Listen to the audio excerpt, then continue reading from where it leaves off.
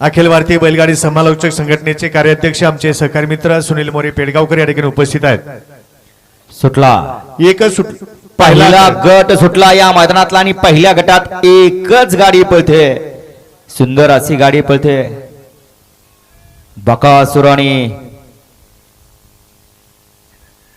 रुद्राची गाडी अतिशय सुंदर आणि छोट्याच निर्विवाद वर्चस्व।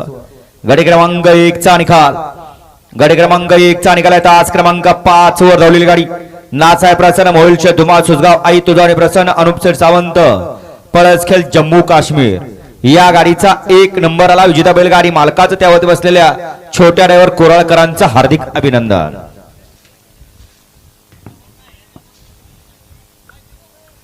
सुंदर अशी गाडी पळाली।